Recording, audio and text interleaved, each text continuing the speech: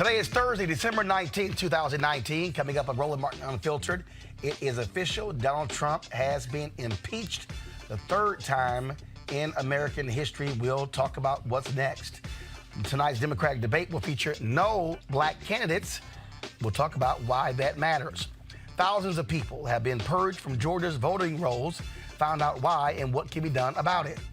And OJ prosecutor Chris Darden has a new prominent client, Democratic donor Ed Buck, who of course has been indicted in the death of two black gay men in L.A. Another case of mortgage fraud in Prince George's County, Maryland, involving African Americans. And we also bid farewell to T.C. Williams High School football coach in Virginia, Herman Boone. Of course, Denzel played him in Remember the Titans. It's time to bring the funk on Roland Martin Unfiltered. Let's go. He's got it. Whatever the miss, he's on it. Whatever it is, he's got the scoop, the fact, the find. And when it breaks, he's right on time and it's rolling. Best believe he's knowing. Putting it down from sports to news to politics. With entertainment just for kicks, he's rolling. It's on go, roll, y'all. It's Roland Martin, rolling with Roland now. He's funk, he's fresh, he's real, the best, you know he's Roland Martin now.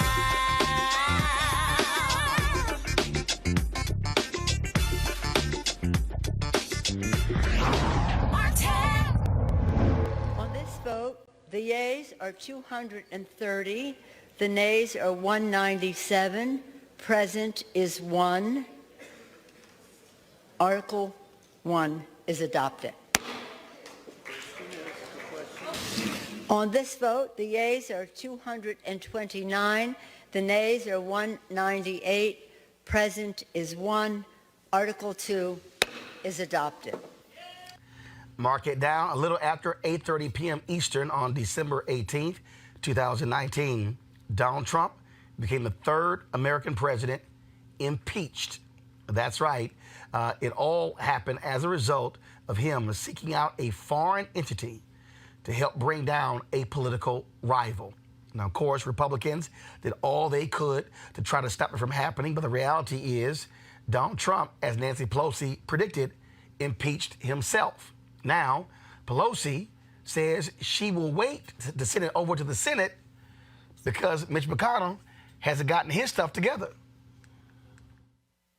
Madam Speaker, do you view the House's role in this as complete now, or are there steps you might take to try to ensure, as the chairman suggested, a more fair trial in the Senate?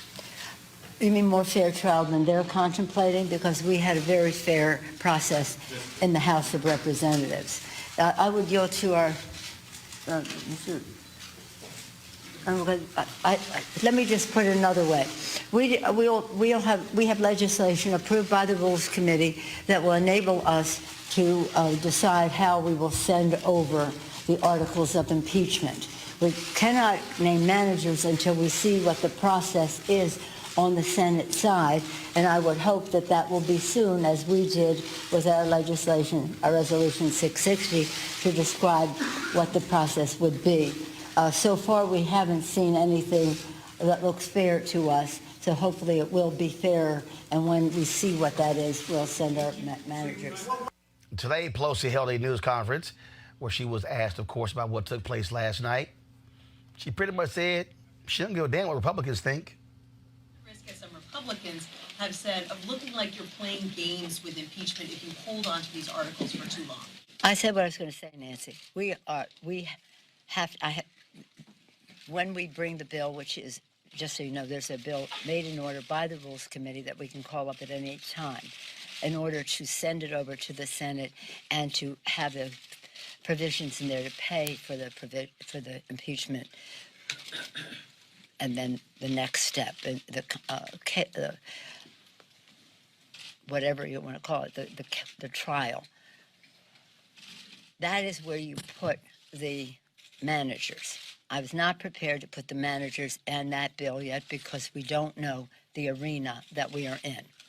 Frankly, I don't care what the Republicans say. Any other questions? Not on this subject. I've said this is it. I honored Nancy. You run the risk, as some Republicans have said, of looking like you're playing games with impeachment if you hold on. So it's interesting, Nancy Pelosi makes it perfectly clear that she's not going to play games with Mitch McConnell. Let's go to our panel right now. Dr. Greg Carr, Chair, Department of Afro-American Studies, Howard University. Also with us is Melanie Campbell, of course, she with the Black Women's Roundtable, and Michael Brown, former Vice Chair, DNC Finance Committee. Melanie, I want to start with you.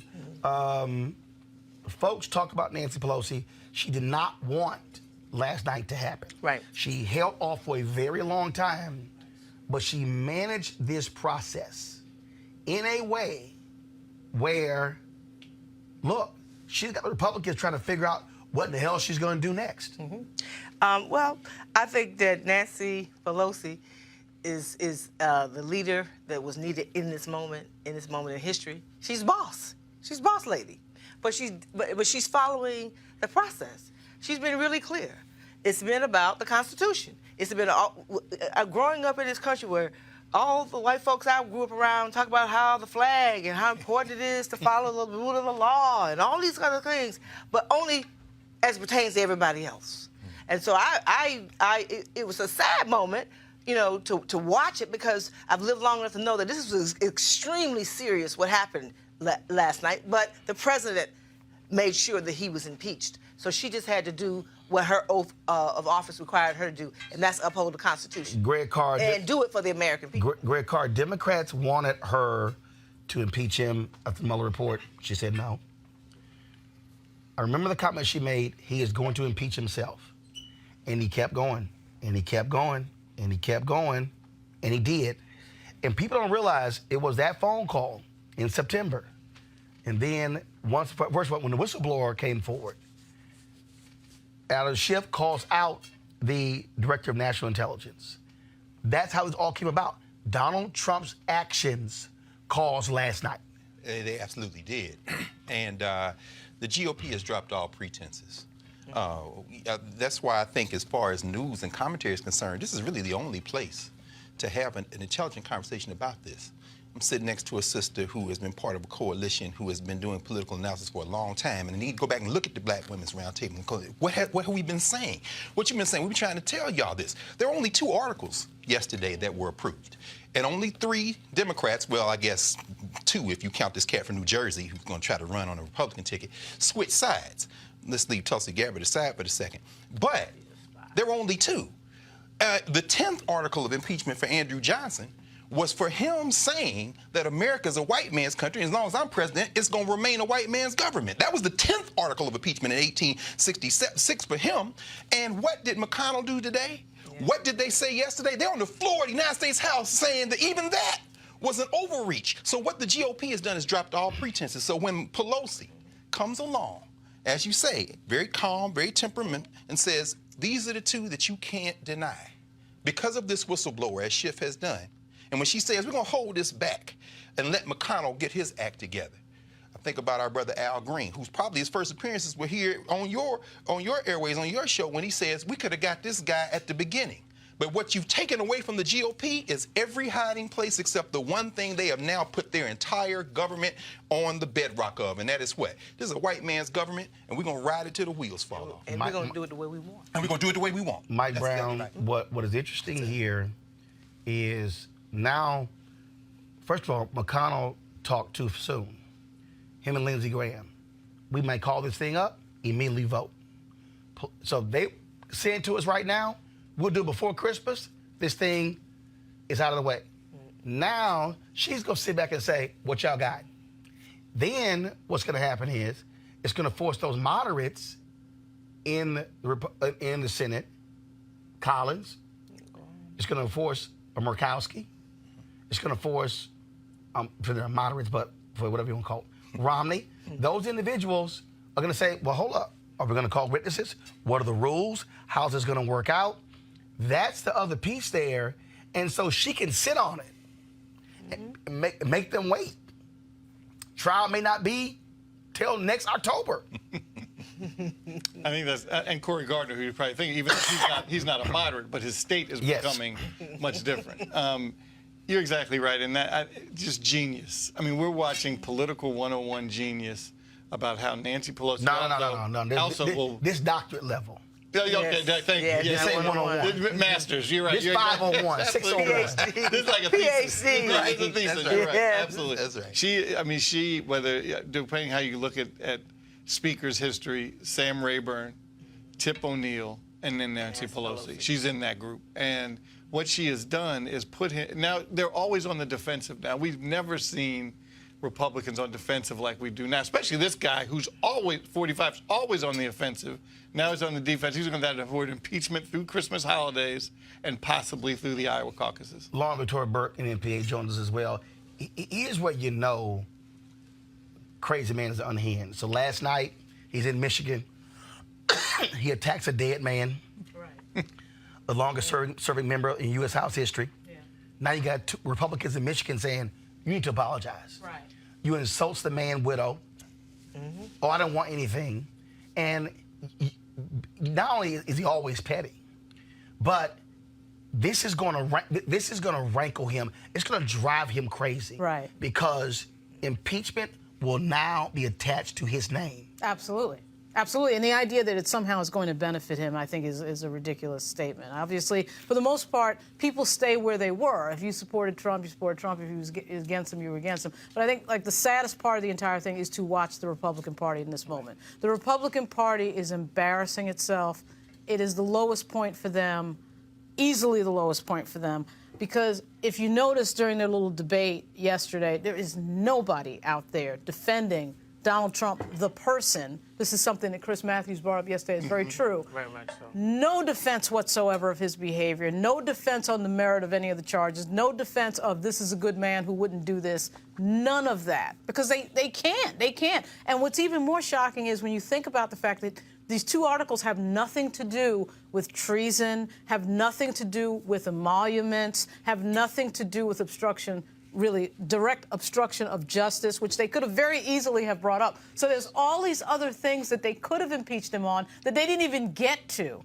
And these Republicans are standing out there. And, of course, you see the demographic divide right in front of your face with this party. Mostly white males defending the president. Not even a few white women thrown in there to sort of make it look good, because this is it. This is the party. This is the Republican Party, and it is embarrassing. And that new group that Rick Wilson and them set up, the Never Trump Republicans. George Conway. Good for them, right? Because those Never Trump Republicans, a lot of them are white men as well. But the point is, this party has just come down to desperation and defending Donald Trump, and that's it. The day after, you know it's bad when you got Putin defending you. Right.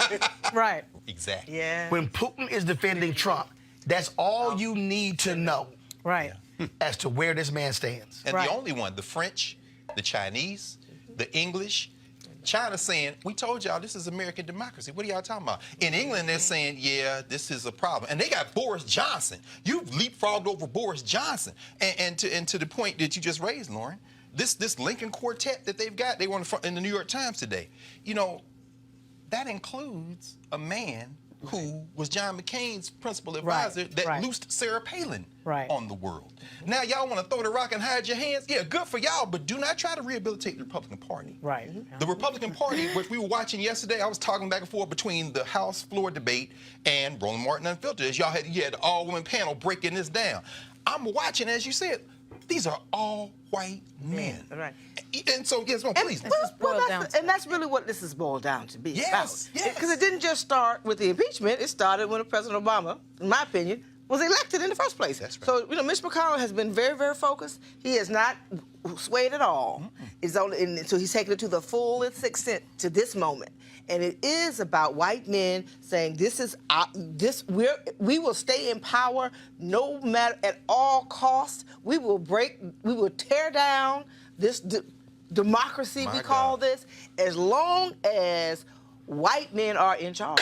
And that's the image of that what I saw. But see, it's gonna splinter because when you can't even keep the husband of the president's advisor, you can't even keep George Will in the Republican Party. That's right. At some point, they are going to splinter. They can only hold this thing up for so long. Well, and again, I keep reminding people, this is a guy who only won 78,000 votes. Well, See, everybody keeps focusing on his 43%. He only won by 78,000. And if you break that down, Hillary Clinton did not go to Wisconsin, which was idiotic. You get voter ID, then you get Pennsylvania and Michigan. And so literally, if you now start looking at what Democrats have been able to do, what black folks were able to do. Come on now. Followed by Democrats in North Carolina. That's Right. Now you got Congressman Mark Meadows, Freedom Caucus, announcing today he's not running. Why? Because they broke the gerrymandering. Come on, brother. And now they are afraid to run in competitive districts. Well, same thing with Mark Walker. So in North Carolina, of course, they finally fixed the map to some degree. Right. So now these people North resign. Carolina A&T is now in one congressional district. Right. But again, what you're now dealing with is that Obama won North Carolina by 14,000 votes. Romney wins in 2012. Trump wins in 2016. North Carolina could very well be definitely in play in 2020 like it was in 2008 because of the work of Reverend Barber, Moral Mondays, NAACP, Democracy in North Carolina, all those folks. That's right. And so that's why I keep trying to tell people, y'all keep talking about his base, but he only won by 78,000 votes in 3 states. Well, they're outnumbered, and they know they're outnumbered. Yeah. Obviously, Hillary, I know obviously we know the Electoral College is the thing, but obviously she won by almost 3 million more votes. That would tell you that there's a huge problem with the Republican Party, because if you go back to 2000, obviously Al Gore and that whole, Gore basically won, right? So they're barely able to get by. In fact, and Gore just won his home state. Right. He's president. Right. Correct. They're only able to get by on voter suppression. Which is now and what other they're doing now. games, right? Look at Georgia. Right. The story you're going to cover today. Right. That's right. I mean, now you can see the battleground states that are coming up now. Right. Georgia, the purge. We're seeing these, and so Lauren, it's very important that point you're making, because when you see what the GOP is doing, they know they can't win. Right. So they're not funding the census, but now we see millions of dollars in states that need to be having their count right, or they're spending money now. This country could very much fracture. We can't take 4 more years of Trumpism because the GOP is stacking the federal judiciary. One of the reasons the Democrats probably didn't go to court is because these judges were slowing forward. 13 this week. And that's the piece. While all this was going on. Now, it's interesting is that there's a debate tonight at Loyola Marymount University, the last Democratic debate 2019, but judicial nominations hasn't come up in a single damn debate. There'll be no black candidates on stage tonight. We talked about this last night, Melanie, and we have to deal with this in reality. If you study 1972 to present day, black folks have rarely gotten behind black candidates. Right. That's true. And we're strategic with our vote. We are. We don't just vote for you because of your color. Right. We vote for you because are you going to address our issues? And they can play with it all they want to. And so I keep saying to the Democratic Party, look, I was in the room the other day with some of my white sisters, right? Just having a conversation, and they brought up the 53% again. I'm like, y'all got to fix that.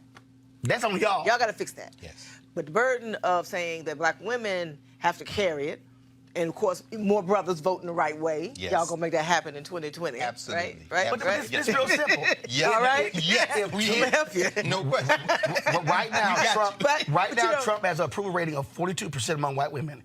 If 42% of white women support Donald Trump in 2020, a drop of 11%, he's toast. Right. White women, that's on y'all. Don't come holler at us. That's on y'all.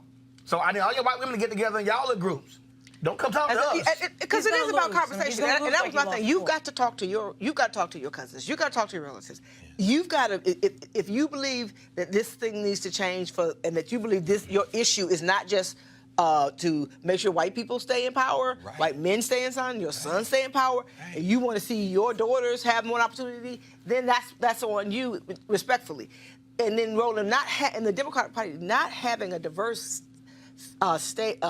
imagery is problematic.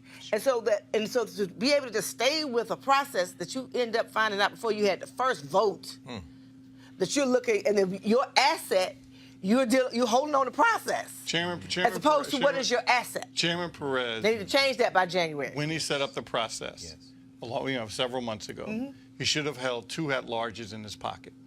So you have the criteria, and let's say it's however many people, 7 people, oh, and there are 2 at-larges. And it'll be Senator Booker and whoever else you want. Well, here's the deal, though. At-larges. Why? Then you have some. Well, if diversity, if you're worried about what the stage is going to look like, from some standpoint, hey, he set up the process. Folks didn't make it. This is who it is. The problem with Cory Booker is he's at 1 and 2%. Right. That's the problem. So I wish he was on stage because what he talks about, I want to hear about. But he's at 1 or 2%. The other thing we have to admit is Elizabeth Warren is talking about our issues. And we shouldn't ignore the fact that Elizabeth Warren is talking about issues, because just because she's a white candidate doesn't mean we should pretend that she's not. She's talking about our issues. But Lauren, hold Cory up, Lauren. Booker has She to didn't talk admit about he's this, at and 2%. I like a whole lot of them. I'm not in anybody's camp. But when we were in Atlanta, Right. that last debate, if it wasn't for Cory Booker and Kamala Harris, those two, our issues would not have been. It had not truly. Warren- I'm not saying that people aren't doing it on the fringes. Warren brought up redlining, which nobody talks And about. that's not- Nobody. So that was something when it we comes never heard to at a debate ever. So that was I'm not saying she doesn't deal with it. I'm saying when you went in depth, it was the 2 black people that went in depth. And so at the end of the Definitely day, true. when we're saying that this country is the browning of America and all these kinds of things, it does matter. But we and got- allow but- the people to vote. But if he's not getting the support, he's not getting the But we support. got to put it on the table, though. Even if you look at South Carolina, the 4 minority candidates were below 5%. And black people will be more than half of the folks voting in that primary. Well, here's what I think it really behooves us to listen to the folks who have studied this. That's why I turned to all 3 of these folks here and I asked. And yourself. Well, no, but but for me, different. Because working on the ground and then being part of the Democratic Party apparatus. Now think about Jackson in '88. There was no nominee going into Atlanta. And when Jackson released his delegates, part of the trade-off was we get to get in this DNC and work it. And so that's when your father emerged, Brother Brown. That's when you see these super delegates kind of reigning. And I'm thinking, is part of our strategy. Older black folk, like my mama age them, they just want to beat Trump. And so thinking about that white person logic, they thinking, y'all not gonna vote for white people, ain't gonna vote for a black person or a brown person or a yellow person. We need to figure out which white man gonna beat Trump. So the younger blacks, I was gonna say, Bernie Sanders, meanwhile, got a lot of young sisters. I see these young sisters and they start an HBCU tour. There may be a generational debate, but I think that's why I turn and I ask, is this black people saying, how do we beat Trump? And it doesn't have to look like me in order to beat Trump. I don't know. That's But what no, I'm- Don't let it be a distraction. Hold on. And this right now is a distraction. This has to be put on the table. Because, see, you mentioned 88 super delegates. Yes. They changed the rules. Let me be real clear with y'all. That's right. That's right. Been changed. Bernie Sanders had the rules changed after 2016 because he was angry the superdelegates were back in Hillary Clinton. Let me explain a lot of black folks who don't know. It was Reverend Jackson, Dr. Ron Walters, Right. Ron Brown, Harold Ickes, the 4 of them who got together, got the rules changed that expanded superdelegates, which expanded black representation. Exactly. Now let me unpack that. Let me unpack that. Had the superdelegates rules been in place this year, guess who would still be in the race? Come on, brother. Senator Kamala Harris. Who would likely be polling better? Senator Cory Booker. So there were black people. She ran out of money, though, didn't she? No. She did. There were black people who were outside of the party who were like, that's right, Bernie, who did not understand that black power had increased with the change of superdelegates. Michael, that's one of those things that people on the outside didn't realize what your dad and Reverend Jackson and Walters did on the inside that caused black power to be larger than it was before. Though, when they put that together, clearly Reverend was rising up and running for president. Right. But it was also for the future, to give black folks power at the seat at the table. Because if you have super delegates, you can sit at the table and say, wait a minute, I got some power and some juice. You can't just run the table. Now, that's what I'm worried about. This primary season can stretch all the way to the convention. And then whoever the nominee is, you can get mad all y'all want to, but the superdelegate process prevents a Mike Bloomberg from coming in and dropping $100 million in 2 weeks. Because he can't collect. He can't collect delegates. Like he See, and so the anger that y'all don't want to deal with, there were a lot of black Democrats who were angry because Sanders wasn't a Democrat, and went back. changed the rules, and still wouldn't call himself a Democrat. Correct. Even, look, the source from Obama saying, look, the man ain't a Democrat. But again, it's one of those things that people not understanding the inner workings of power. Now, Professor, excuse me 1 second, Professor, to yours, I was with a group of senior African-American women the other day, and they were talking about, what they were like, you know what? Obama could have picked anybody to be his vice president. Anybody. You could have picked any governor, any senator, any member of Congress, former cabinet secretary. He picked Joe Biden. That's good enough for me. Well, we understand. If he can beat Trump, and that's what they're saying. Don't disagree, but we also, this is again why it's so important.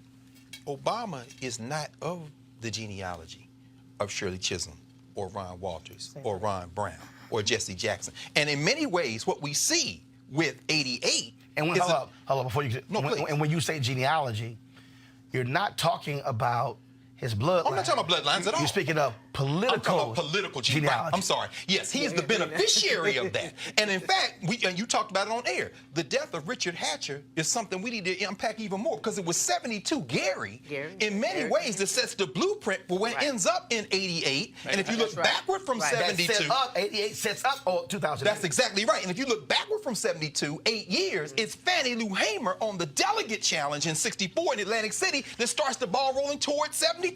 Why do we say all this is important here in 2019? We're in it now. Tom Perez is in it now. These young people who don't know the history are in it now. And these elders, these black people, and Melanie, you've been charting this for so long, we've got to make some serious decisions because 4 more years of Trump could see a fracture in this national experiment called the United States that can't be put back together because California and New York are not going to carry Mississippi and Alabama and them much longer. If you want to run this, you'll have a smaller place to run. And I just don't know what is going to unfold in the wake in these next few months. So, Melanie, what has to happen tonight? Now, since black folks didn't support Senator Harris, let's just be honest, not supporting Senator Booker, now it's like, okay, fine. If it's going to be Biden, Warren, Sanders, Buttigieg, Klobuchar, what y'all going to do? Bring your A game. What you going to do? Bring your What A y'all game. going to do? Bring your A game, and we need to hear the issues that matter to us. It's like we've been voting for more white presidents. Last I checked, so it's, they're not going This to ain't new show to up. us. Not new. And so that's the pressure for those who are still in the race. That you better speak to it. You better and then at the end of the day, Ron, what we're doing, and I know I got to go ahead. Final comment. Go ahead. To go take care of a little family, but at the end of the day, I'm excited because I think these young people are who's registering to vote more than anybody are young people. Come on now. It's just if they can stay the course and deal with it and follow the power that they have, they can change this whole game because it's not just about 1600 Pennsylvania Avenue. It's about who is going to be controlling that U.S. Senate. Last right? Roland, Right. before she That's the key. What and Roland and I've talked about this, Professor, I think we've talked about it. The key for young people, too, is if their candidate does not win, they got to keep staying in the game. They can't be frustrated like Bernie's folks after the primary in 16. They didn't come out.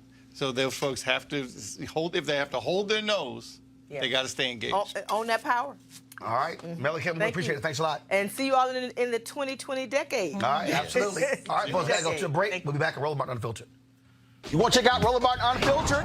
YouTube.com/Roland S. Martin. And subscribe to our YouTube channel. There's only one daily digital show out here that keeps it black and keep it real. It's Roland Martin Unfiltered. See that name right there?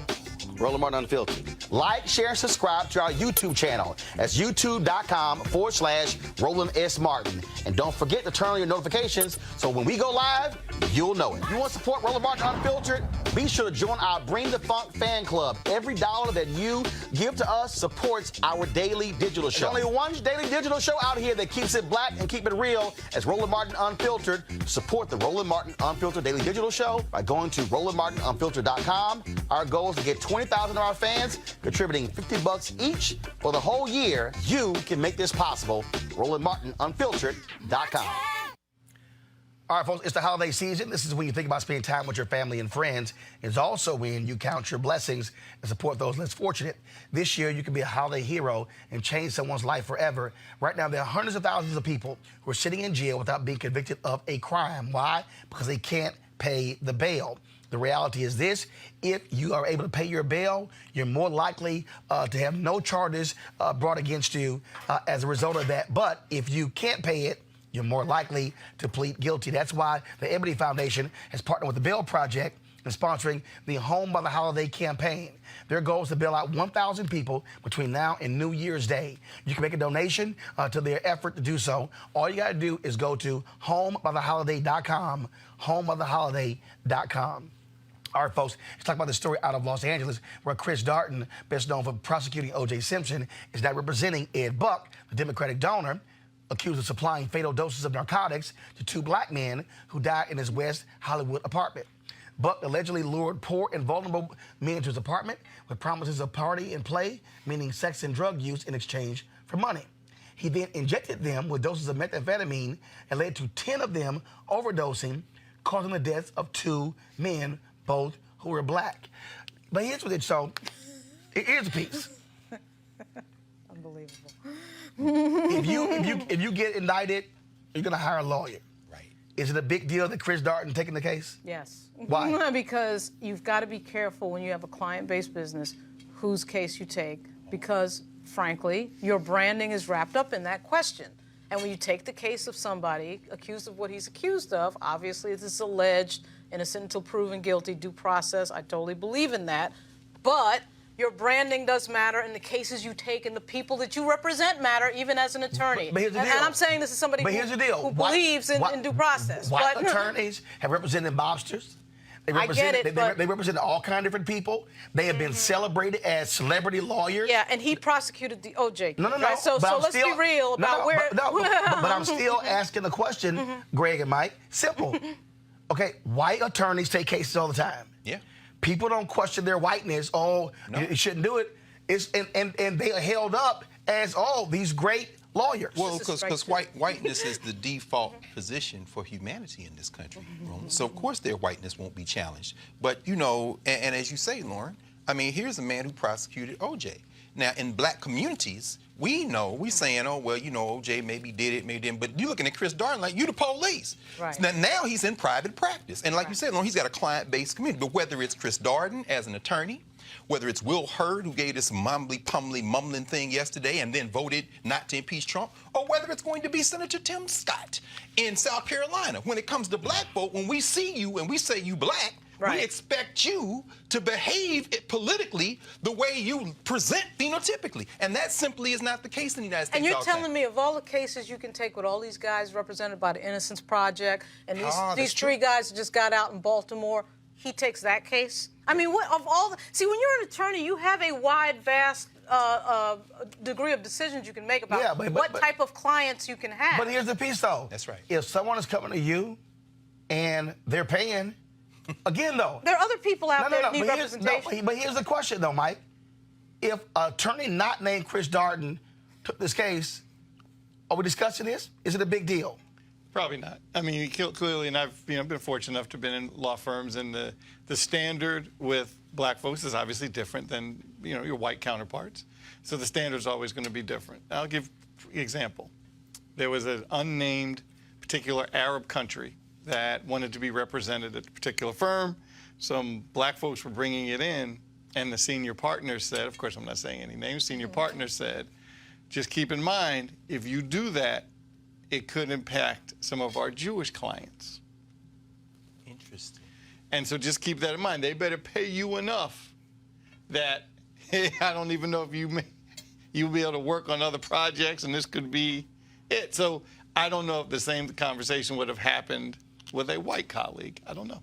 I'm not saying any names, You of think course. Buck is paying him? Given what you've just said, there is an X factor involved, isn't there?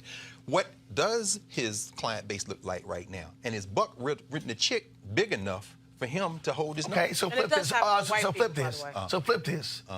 Ed Buck, white Democratic donor, indicted, supplying drugs, did for 2 black gay men. Okay, so do we say the same thing if a black woman is representing R. Kelly. Ooh. If a black woman, there were people who were mad at Monique Presley for being one of the attorneys representing Bill Cosby. Sure.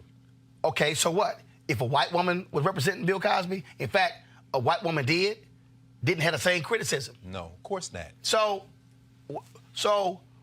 what are we actually saying to black attorneys? We're saying that We're going to decide who you get to represent? We're saying that intersectionality is a nice academic construct and a fiction. Race is the single most powerful determinant of how we view each other in this society. No, white women doesn't matter. Gloria Alfred can come out and represent all the victims, and the minute Monique Presley says, well, this man deserves a vigorous defense, oh, hell no. I mean, what about gender? No, the only thing that Gloria Alfred and Monique Presley share is they happen to be female. But Monique is a black female. Race is always the determinant. Let me tell you something right now. If my ass in trouble, I'm going to try to hire the best damn person I can. Chris Darden? And if I was... No, Chris loses all the time. He does. He loses all the time. First of all, okay, outside of OJ, how many Chris Darden cases have you followed? Look, all I know is he No, lost no, a big case. Answer the question. OJ was guilty and he lost. First I mean, of all, what? I mean, here's the listen, deal, you're not going to pick Chris Darden as your attorney. Come on.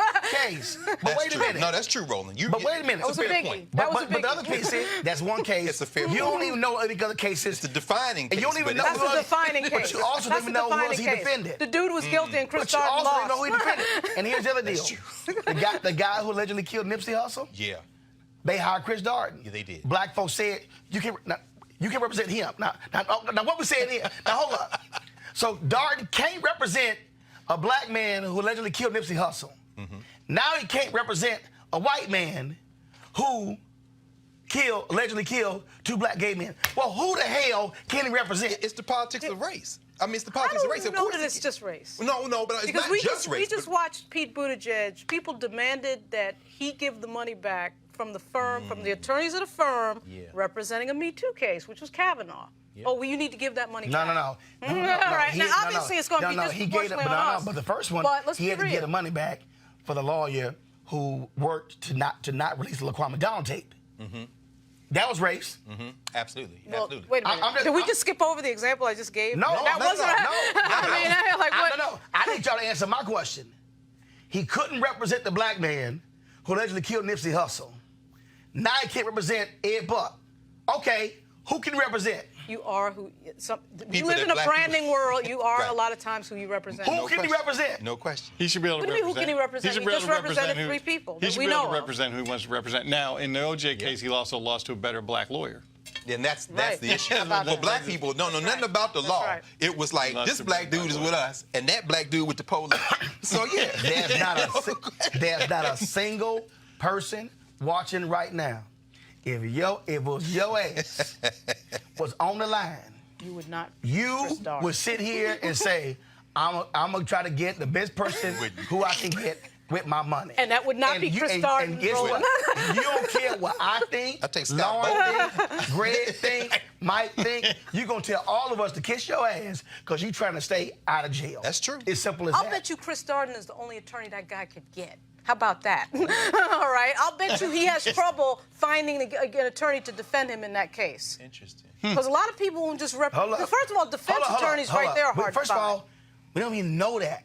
That's Yeah, you don't even know let me that. tell you, Chris Darden is the best defense attorney in this First country. of all, really? you don't even. First of all, it's that's not even true. country. Like, Well, He's in since LA. when- Since when has Chris Darden been a good Roland- defense but attorney? Roland, you Since make- when do we think? But of you Chris don't Darden? even know his cases. But Roland, Okay, Lauren, since when do we think of Chris Darden when we think of defense do you know of attorneys? any case? Do you think of Chris no, Darden I'm when you think of I'm defense asking attorneys? you. No, I'm asking you. No, do you think know of Chris any Darden case when he you think of defended? defense Guess attorneys? what? I don't know. Well, for a I'm long- not in That's LA. not who you would For a think long as time, defense I'm not in LA. Darden came out of the practice of law. Remember, he's writing novels and things like that. But I mean, this is an interesting thing you raised because. So who's she are? Well, Marty Singer? but- All I know Roland, is Chris Darden does not come to who's she mind when out? I think of But in the defense first- attorneys. But you're not in LA. But in the first paragraph of what you Are you in LA? Do No. I have to be in LA to know that Chris Darden lost one of the biggest cases of the last century in this Right. country? You're talking about Which the he case did. in the Which he 90s. did. He lost Let the me OJ ask you case. again. He lost Let the me OJ ask you case. again, Lauren. You can try to trap me if Lauren, you want. I'm not trying to trap you. You're not going to answer my Do question. you know of Do a you think single Chris Darden, client do who you Chris think of, Gardner defended? Do you think of Chris Yes or Darden? no? Do you think of Chris Darden? Do you yes know or no? a single yes or no? client Do you who think he of Chris defended? Darden? No. Do you think of Chris Darden when you think of defense attorneys?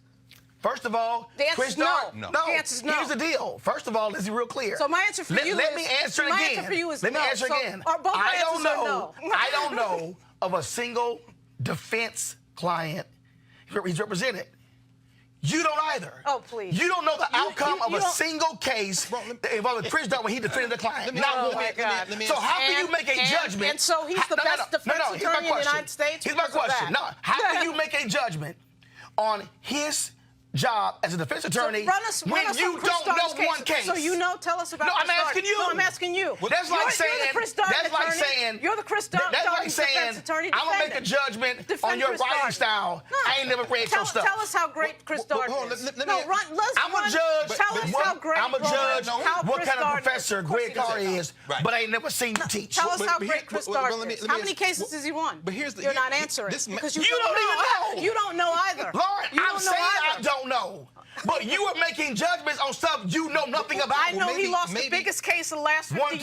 years. Well, maybe our the emphasis- OJ case is not just one case. I Googled Chris Darden Okay. cases. Here we go, the All right, facts. so All right. if you believe in All right, Google, Okay. the first thing is that he represents Buck. Of course. So because that's So now- that's now a lady. I'm scrolling down, scrolling down, and then the next thing is OJ. Right.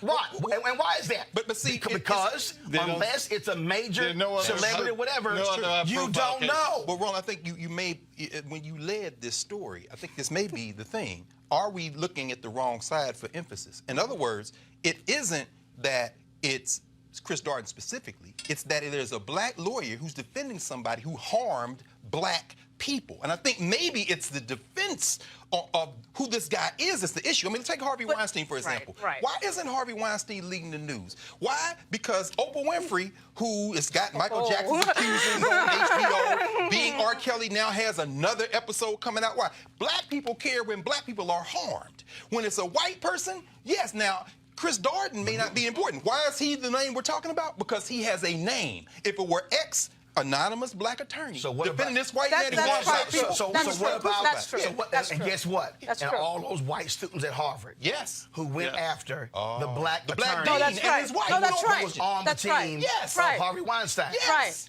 Now, It says, by the way, it says he Right. quit Nipsey Hussle's defense. no, I team. know he did because Oh, that's a good point, though. no, because he got death threats. Correct. So again, No, here's, make that here's point the you're deal. making about this Here's the Harvard deal. guy. I don't know the clients who Chris Darden represented. I don't. I can't say what kind of defense attorney he is. What I can say is this: is you can hire whoever the hell you want. True. As a black lawyer, you should be able to do the same thing white lawyers do. Agreed. You got white lawyers out there who have become multimillionaires, Sure. who have represented mobsters Sure. and celebrities, Sure. have represented people on trial for sexual assault. Sure. And you know what? Folks say, guess what? Cool. But it's interesting how we want to have a higher standard for black lawyers, just like we have a higher standard for black politicians and a higher standard for black folks in all these areas. And so what is it about us where we're saying, how dare you? But if a celebrity white attorney, if Marsha Clark was hired by him, Wow. what would we be saying? Nothing. Well, I mean, you're raising something now very important. Here's the thing. With Oh, attorneys do have sort of a different profession in that they do get to choose who they work with a little bit more than, We say, all do. a politician, okay? But We all do. let's be real. If you want to build a boutique law firm around defending people who are innocent or around defense, defending like this type of case, you can do that. So I just feel like he is making a choice. Again, Of your course point, he's making a choice. Your point is well taken. Bruce Cutler made a but choice. we- Bruce Cutler but we is have a the lot of most people- well-known mobster lawyer who's a multimillionaire. And it's not like white folks are saying, Bruce, how dare you? You defended John Gotti. Well- guess what? He was on 60 Minutes. We have a lot of This is people fascinating. who do choose to do a but type of So law. are we? That's all I'm saying. Are we as black people holding black attorneys Absolutely we are. to a higher standard? Absolutely we are. And we say nothing. I love how you say black attorneys, right? I'm talking about Chris Darden. And you only talk one about person. it because he's a black attorney. But- one right, person. now that's true. Because I know a lot of black attorneys that bust their ass for no money, not Well, getting paid, representing people that's what I was gonna say. who are innocent. Okay. So Chris Darden is one guilty. thing. First of Black all, attorneys is another. I know black attorneys who bust they represent people who guilty. Who guilty? That's what I was gonna say. I went to law school with, and in fact, I went to law school with a lot of folks who are practicing law now who have made a life and a career of representing people, black women and men who are near indigent or indigent, who may have been hustling weed, herb, may have got caught. In other words, who may be technically guilty. But I do think the point you're raising is very important. Yes, we hold our people to a higher standard. We do. That's the question I have, and I've never heard you say that we shouldn't hold that high standard. The challenge is that we don't hold other people to the same high standard. We hold our people. And therein lies the difference between how black people have navigated this criminal enterprise called the United States and the way other people have navigated, because they don't care. And it's the same damn thing I say when black people will watch some trash-ass reality shows on Bravo and but if TV One put it on, and BET put it on, we'll shut it down. That's right. So the point is this here. I don't give a damn who Chris Darden represents. I really don't. I don't know who he's represented. I don't know what his one-loss record is. What I'm not going to do is say he's not a good lawyer because of one case, OJ. Because guess what? If Marsha Clark got hired, folks wouldn't be saying a damn thing. You know why? Because a white woman will get the pass. That's right. But we are saying, he black, he shouldn't. I say torch them both. I'm telling you right now, when you got to hire your ass a lawyer, you don't care what nobody outside think. That's the reality. Let's talk about Georgia, folks. Secretary of State has removed hundreds of thousands of registered voters that were classified as inactive from its voting rolls, even though there was a legal challenge from a voting rights group to block the purge of a portion of the names. Fair Fight Action, a voting rights organization founded by Stacey Abrams, filed an emergency motion in federal court on Monday, challenging the removal of a portion of the list. U.S. District Judge Steve Jones denied that motion. Here's the deal. The Supreme Court ruled in the Ohio case that this is legal. They did. And it was a white man in Ohio who filed that. That's right. And so this is one of those things where what people who believe in voting are going to have to do, we all have access to the list. The list has the names of the people, has the addresses. What we're going to have to do, and I do this all the time, I register every year. Y'all ain't saying I moved. That's interesting. That's interesting. We're going to have to, it's going to have to be a process to where you are constantly being registered because they're going to play these games. That actually is not a bad tactic, Roland, because, I mean, this again, which is why when you're replacing the federal bench, this is where the war is going to be fought in the next 20 years. 50. Stacey Abrams should be the governor of Georgia because Brian Kemp stole the election by being the Secretary of State and engaging in this behavior. They now realize that Georgia is a battleground state. They're trying to get ahead of this 2020 vote. And so that actually is not a bad idea. Black folks, register every year. So, and take this off the page. Don't assume. Look, it's a card. Fill it out. There you go. Wow. When you re-register your car, it's automatic. You could do that. And these are defensive on the suppression issues.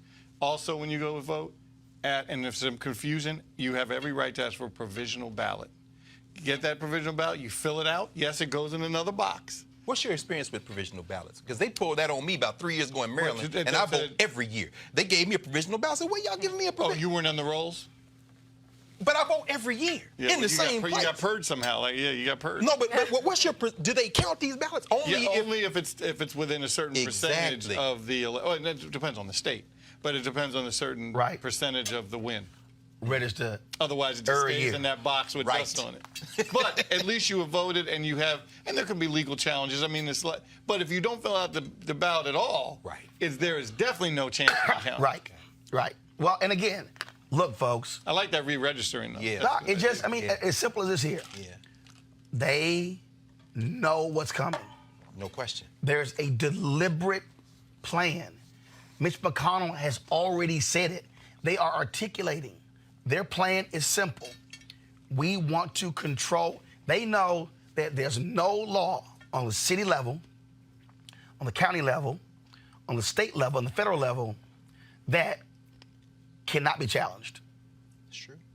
And so their goal is to say, Yeah, we about to lose some states. So while they're doing gerrymandering, hold on to power. Send it to court. Voter suppression, hold on to power. Send it to court. All this, hold on to power. To our That's the newly piece. picked bench. Send To it our to court. newly picked Because bench. you can't vote on judges, How about on that? federal judges. Send it to court. And they're there for life. Yes. And so we better understand linking the federal court to who we vote for. That's right. See, that's the piece where these Democrats had better bring it up We sleep on and that. sound the alarm. Democrats, Why aren't they talking about it? Dude, We sleep for- on that. forever. And the crazy thing is, Democratic Party is idiotic because if it wasn't for the federal courts, not the Supreme Court in Brown 1 and 2, No. it was the lower courts that actually interpreted and enforced Brown 1 and 2. That's right. That's why the Republicans are still pissed, because of the 64 Civil Rights Act, 65 Voting Rights Act, Fair Housing Act, because those federal judges used the Constitution to grant black folks their rights. That's right. And I don't know what the hell Dems are doing not talking about it. Judge Tuttle at the district court level, Judge Damon Keith at the Court of Appeals level. The Supreme Court is the court of last resort. Most of these cases decided the Supreme. This guy in Georgia allowed this purge to continue. He's sitting on the federal bench, but he's at the district court level. People, we have to understand this. You gotta link them. Yeah. Democrats not doing it. They never do. Democrats are terrible. We sleep on that. It's just a no. Democrats, you can't talk about climate change if they gonna sue. Right. Because you'll lose. And I think most of us are convinced that one of the reasons that they didn't change or PETA or something. got a problem. Animal rights No, or but it climate just- change, and then we might get someplace. There's no, they are taking federal regulations. They're taking them to federal court. Right. Republicans are saying, y'all pass all the laws y'all want to. No question. We're going to have judges who going to say, nope, nope, That's right. nope. That's right. And they're going to have them on the district level, Yes. the appellate level, Supreme Court. So they're going to say, we're going to be able to block anything from the bottom to the top. I mean, when the sister came out and said and ruled from the court and said that no president is above the law, that should have sent a message to all. Do you see why it's important to have black people on the bench? This sister was like, oh, no, you have to answer this federal subpoena. And if you don't understand that, Right.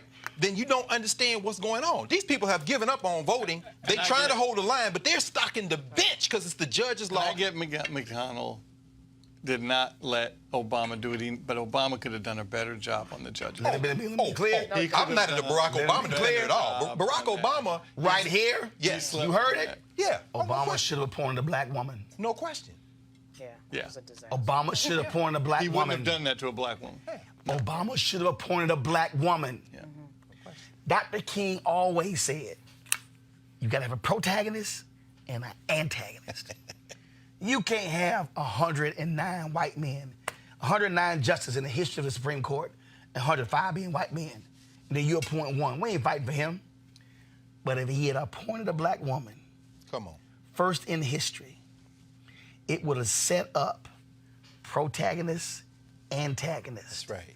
And it would have been hell on the GOP for 9 months. That's right. And then Obama went to Illinois and gave a speech and mocked those of us. What y'all want me to do? Appoint a lesbian from Muskegee? Go look it up. He did. That's right. Was one of the biggest mistakes he ever made. That's right. And I still believe, had he appointed a black woman, that would have been a major motivating factor for a lot of people in voting in 2016. You know the tragedy about this, Roland? I remember on your show, News One Now, when Scalia died, I think in that next week you had a panel of, and you said this very, in other words, Yes, Barack Obama. because when Scalia died on Friday, Yes. I called Melanie Campbell, Come on. Leah Daltrey. The beginning. and said, y'all need to have a meeting, and y'all need to release a public letter That's right. calling for him to appoint a black. Yes, But see, I was getting in back Toronto to- at the NBA All-Star game and did that. Hell yeah, I did. So just getting back to how we treat each other differently, how we treat black people differently. We have different standards. We did it with Obama in the other direction, right? Yes. So we revered him so much we We didn't do put any it with pressure. Obama. Well, some people do. Yeah, we didn't put any pressure on him, so That's he right. just kind of did whatever. And he was the guy that you had to make him do it, if I ever saw. No question. And so he just didn't. And you just see the party. It's not I'm just about still- skin color. It's also party. Like the Republicans get in power, they understand how to wield power, they understand what power is, and they don't care exert about it. being nice. I'm No, they still don't. not happy. No, they All right, don't. y'all. 2 women are alleged that don't. they were victims of mortgage fraud in Prince George's County, Maryland. The scheme was used by the same man in both cases. Patricia Duckett said a friend referred her to William Whalen after she lost one of her 2 jobs and knew she needed to reduce her mortgage payments. Duckett said Whalen told her he was an attorney and she paid him more than $7 grand to refinance her mortgage. What she didn't know, it's illegal nationwide for someone to charge you upfront for mortgage services. Her home went into foreclosure and was sold in an auction. Another woman, whose home went into foreclosure. Luckily, the bank worked with her after she paid this man $2,000. Folks, I need y'all to understand something. If anybody tells you I can help you refinance your home and stop paying your mortgage, run. They're lying.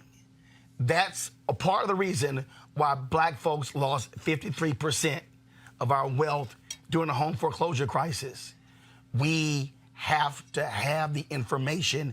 There are people who prey on us because they prey on our lack of knowledge, Greg. Absolutely. I mean, Roland, and particularly we got elderly. My mother is elderly in Nashville.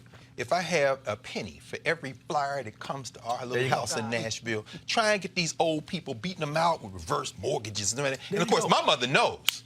And it's like a lot of elders because they have family. But what happens when that person is isolated? The Washington Post ran this series here in D.C. where people are losing their houses because they say they got property tax, they owe $2. And you look up and your house has been flipped. We have to be especially vigilant now in this age of gentrification. That's wealth. Property market. It's wealth. Yeah. That's right. And also what you just said is there's a house in my family in Brooklyn that's pretty, valuable. And my grandmother, before she passed away at 99 a few years ago, she used to get calls every single day over that house. And now we've got people coming over all the time, asking about it. Asking They for call me, sale. texting me up at my house in Texas. Texas, right. I go, nope. Right. Exactly. Hell no. Right. Nope. Because when you have that wealth and you have that house, if you said a lot of times, you're controlling somebody else's economics. Don't get rid of real Because estate. you have got them paying your mortgage, them paying rent to you, them paying Airbnb. Or my parents, both 72. Right. Still in very good health. Right. But they're living rent-free. In your house. Right.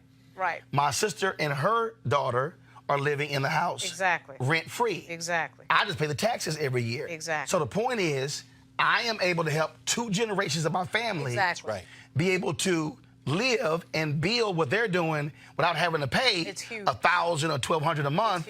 And that's why that's important. And all that money they're not spending on rent and mortgage or taxes is going right into them. Here's where the challenge on the gentrification. The challenge is, okay, family owns a house, no mortgage left on it because they've been paying for 30 years. They go off to heaven.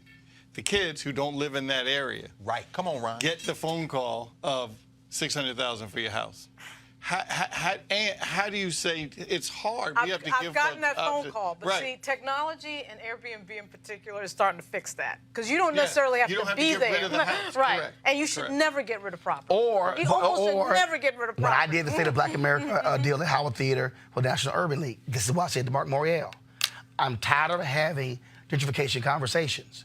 There was a black couple in Atlanta that did a 7-day crowdfunding campaign and created, I think it was called the Tulsa Fund. They raised $9.7 million for a crowdfunding campaign for real estate. What I keep telling black people, y'all, if we know the properties are for sale, hell, guess what? We can pool resources. Sure we can. We can begin to acquire property. Right. Sure I'm just like, I'm sorry. I'm tired of having gentrification conversations that are not tied to, okay, are we gonna buy the property? That's right. There are 1,300 buildings in D.C. One building, all downtown, is black owned. How about that? That's the Mr. Black Women. Black National women. Council That's of bigger women. That's right. No question. It's a really nice property. Don't sleep on Mary McLeod Bethune and Although Dorothy Irene Heights. CBC owns that building on Mass Ave. Ah. They own that building on Mass Ave. The foundation, Congressional Black Caucus Foundation. The townhouse? And there's still some black churches, Metropolitan AME. That's right. But Roland, you're making a very important Churches point. are huge. We have to think, and this isn't something that you're talking about that's theoretical.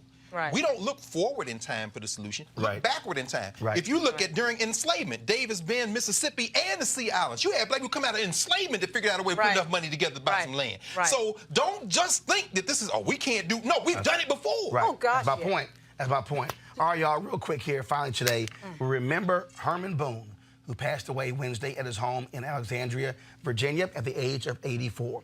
He was the high school football coach who inspired the 2000 film, Remember the Titans. Bunch of tough guys. You look like a bunch of fifth-grade sissies after a cat fight. You got anger, that's good. You're gonna need it, son. You got aggression, that's even better. You're gonna need that too. But any little 2-year-old child can throw a fit. Football is about controlling that anger, harnessing that aggression into a team effort to achieve perfection. Some coaches, they cut a player if they think he's not up to snuff, when they think he's hurting the team.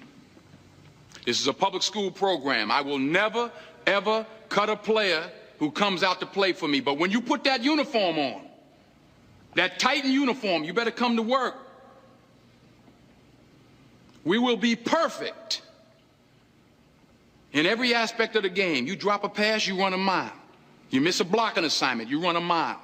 You fumble the football, and I will break my foot off in your John Brown hind parts. And then you will run a mile. Perfection. And folks, he was one of the speakers at APB, Speakers Bureau here, and here's what they have on their YouTube channel with Herman Boone. What happened to the team's coach after the movie was over? Here, the rest of the story. It was the end to a perfect season. But this game was about more than just football. For the T.C. Williams Titans, it was a victory for social change. That was the end of the movie. But what's the rest of the story? Whatever happened to the Titans and their coach Herman Boone, played by actor Denzel Washington? I'm in touch with them every single day. Every single day I get an email from one or two of them. Herman Boone continued coaching for 9 more seasons and never had a losing team. But in 1981, he left coaching, burnt out from all the pressure. Boone was only 46. Coaching at T.C. Williams is not an easy job. You're going to have to win. And the stress and the pressures put on you there are just terrific. The Titans continue to be a force in football, but in the late 1980s and 90s, the program slipped. Emphasis started to be placed on other areas. Girls athletics, soccer, and other non-revenue making sports began to take the spotlight. You can tell whoever threw this brick through my window, they can come visit me anytime. While the movie captured the racial tensions of the early 70s, today T.C. Williams is a model of ethnic diversity. We don't have a racial situation there now. We've been able to attract kids from over 84 nations, and I marvel in the fact of how well they get along. It's a message that Herman Boone emphasizes when he speaks to schools across the country. You pick this ball up, you run every one of them. Now 73. Herman Boone admits he isn't the same hard-driving fanatic portrayed in the movie, but he does have one demand that he absolutely insists upon. I've had about 20 different artists recording to play all day long at my funeral, my way. I stood tall. I took the blows, and I did it my way.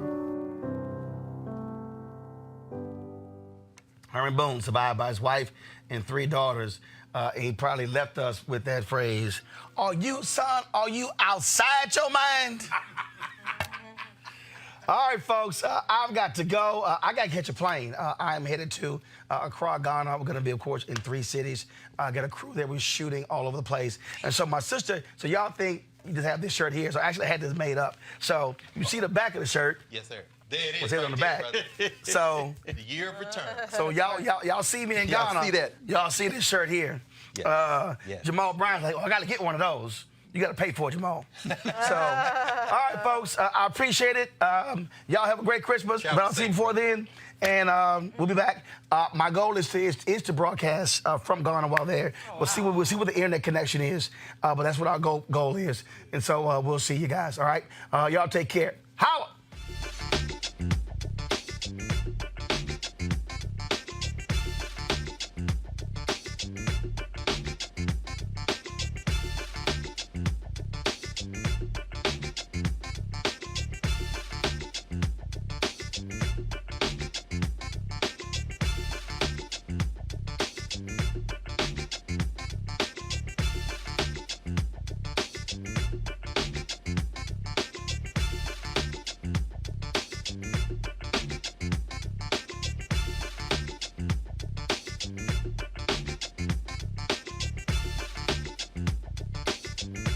You want to check out Roland Martin Unfiltered?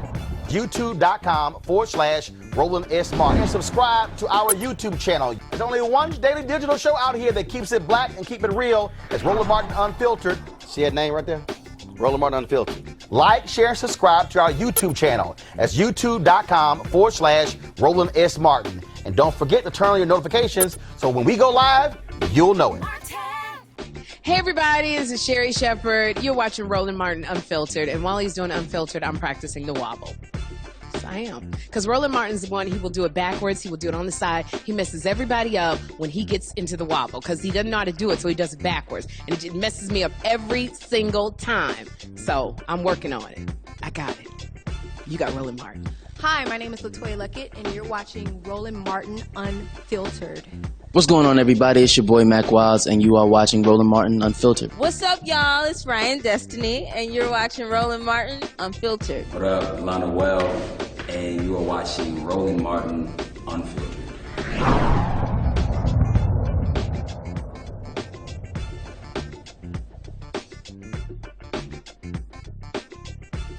You want to support Roland Martin Unfiltered? Be sure to join our Bring the Funk fan club. Every dollar that you give to us supports our daily digital show. There's only one daily digital show out here that keeps it black and keep it real. It's Roland Martin Unfiltered. Support the Roland Martin Unfiltered daily digital show by going to RolandMartinUnfiltered.com. Our goal is to get 20,000 of our fans contributing $50 each for the whole year. You can make this possible. RolandMartinUnfiltered.com. Hey fam, want to check out Roland Martin Unfiltered? The blackest show on all of digital, cable, and broadcast. Check out our audio podcast. There's only one daily digital show out here that keeps it black and keep it real. It's Roland Martin Unfiltered. Press play.